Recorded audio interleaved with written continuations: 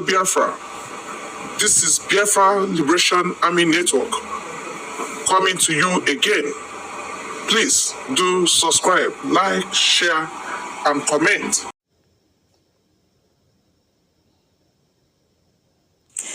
Now, the dilemma over the attempt to prosecute the immediate past governor of Kogi State, Yahaya Bello, is putting the Economic and Financial Crimes Commission under the spotlight.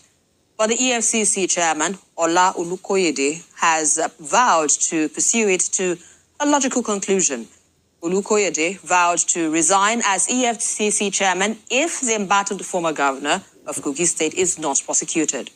He also vowed that those who obstructed the arrest of Bello will be brought to justice. Meanwhile, the anti-graft agency has arrested the immediate past Minister of Aviation, Hadi Sirika, over alleged 8.06 billion naira fraud. The EFCC has also slammed a new 4-count charge on former governor of the Central Bank of Nigeria, Godwin Emefiele, and the fresh charges border on alleged approval of printing 684 million naira at the rate of 18.96 billion naira. BKO, there are 3 issues here to look at. But let me start with Emefiele. I don't know, because it's like that story has gotten a lot of attention, and seeing new counts coming out, one is wondering how much more are we likely to see. Ever since he was arrested, since last year, June, so much has been unraveled, so much has been found. What do you make of what's happening? Yes, we just want the trial to proceed at a good pace so that justice can be served. A lot of unsavory things happened during his time as CBN governor, and if we permitted terrible things to happen as a public officer, by the time you leave office, the spotlight will be on you, and you will be made to account for a lot of what happened. I know that I didn't do these things alone. Yeah. But it's impossible to put everybody on trial. I've seen some people in the CBN dismissed, some directors, top directors, are being dismissed. It means they are not good for the health of the system. So it makes sense. Just serve some form of justice to people. Let them realize that the reward for wrongdoing is punishment. Punishment within the ambit of the law. That is what is being done. Emefiele, I guess at this stage, they are just charging him with all kinds of crimes just to ensure that if he escapes this one, he does not escape the other one. He got an injunction against the DSS to not try him for terrorism charges. That injunction still stays. You will see that in all of these charges, no one has mentioned terrorism. And that was the first charge back then, even when he was a sitting CBN governor. Yeah. That's the power of the law. The DSS must have felt bad that they got that injunction. But that injunction has not been set aside. And they've simply moved on to, yes, the DSS handed this matter over to the EFCC. And the EFCC are coming up with fresh charges. The man who investigated his error uncovered a lot of things. Before our eyes, we discovered that CBN paid 6.2 million to election observers. How do you justify that? And the people behind that, they fled. But as a leader, you have to be switched on. There are people around you who want to exploit any loophole, any chink in your armor. But you have to be switched on, ensure that, look, such things do not happen. And how in the world do you explain printing 684,000 naira? Million naira. Million naira. And 590,000. 684,590,000. Printing it at 18.96 billion.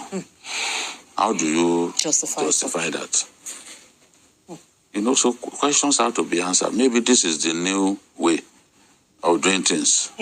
So we have to benchmark what he has done against global best practices to know whether he has done nothing wrong. But in my eyes, my eyes are not the eyes of the law. In my own eyes, this is shocking. This is inexcusable. Right. You can't explain what has happened. As for the matter of Fayose, Yahaya Bello. Yahaya Bello. Okay. As I said on this program late last week, I'll be happy to see him face trial. And I'm repeating it. I want to see him face trial. So that questions, hold on. Okay. So that we can actually discover what happened. Maybe in the course of the trial, we will even discover more facts. What I've said is that the EFCC should stop their needless drama. Absolutely. Focus on the ball. That is not what they are doing. Like the press conference of yesterday was utterly needless. You can see what lawyers are saying. And you have a man charged to court. You are coming to address people on the substance of the matter. What is the meaning of that? Focus on having him before London Metropolitan Police jailed James Ibori, jailed his girlfriend, jailed his wife, jailed his lawyer, jailed his friend. Did they call a press conference to be announcing the substance of the? This is not how to do these things. Nigerians, they are funny people. They got to where I criticized the approach of the EFCC. That is what they are circulating all over the place. Where I was saying that I would be happy to see him put on trial, they didn't cut that far. They made up their minds. This is Jide's person. He promoted his, and he promoted more than 300 traditional rulers. How come it's my dad you are talking about? How many of the people who are first-class kings in Kogi are more qualified than my dad? Even some of the people in government house, some of the people, my dad trained them. Like the DG government house, it was my dad's student. You ignore the truth that I said. I compared him to Fayose. When he was faced with this situation, he went there. But I also made the point that they did not serve him a letter. They did not serve him a letter of invitation because they knew he had a restraining order. Without restraining order, if you served him a letter of invitation, it is contempt. You understand? So they knew what they were doing. That's the point that I made. Nigerians, their own version of the truth is what they're interested in. You can try to, and they don't want you to be balanced. But it's against our training as real journalists. I know that the landscape is populated now by people with no training. They don't know how to filter a story. They don't know anything about journalism, but all of them are calling themselves journalists. We can't discard the training that we got because we think Nigerians will abuse us. People tell me sometimes, Ajide, I don't say that. They will come for you. So what? Is it today they've been coming for me? People will come for me, but I have to stay true to the training. Yeah. And I'm proud to say I was trained by some of the best journalists in the history of our country. So why will I not try to balance a story? That side, when you try to balance, that side they don't want to hear. The side that it aligns with their own thoughts, with their own thinking, is what they want to see you talk about. They don't want you to attempt balance. Now, no man by nature, even Mahatma Gandhi said that is perfect. If the EFCC showed him perfection, I have a right to say it. I have many friends there. I have the right to say, look, in what you have done, you made a mistake here. This is what you should have done. And some of what we told them, they are beginning to do it. They are now going before the law courts to say, okay, let's find a way. So it's not, the EFCC chairman does not have to tell us he wants to resign because there is no reason to resign. Why is it taking? You are doing well. You came, you are telling us that, oh, you've achieved this, you've achieved that. Why are you talking about resigning? Does Tinubu look like somebody who will tell you not to put your Bello on trial? Why are you saying that if he doesn't go on trial, who says he will not go on trial? Why have you come to a conclusion that he may not go on trial? Did the president tell you by his body language, don't put him on trial? No. And there will be a lot of surprises that people will see. Because where they will expect that this president will step in and say, don't try, it will not happen. God will spare our lives, we'll see. So, Mr. EFCC chairman, you are going nowhere, you are not resigning. Focus on the job. Don't tell us that you want to resign.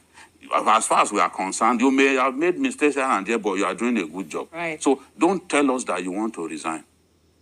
We need you to do the job.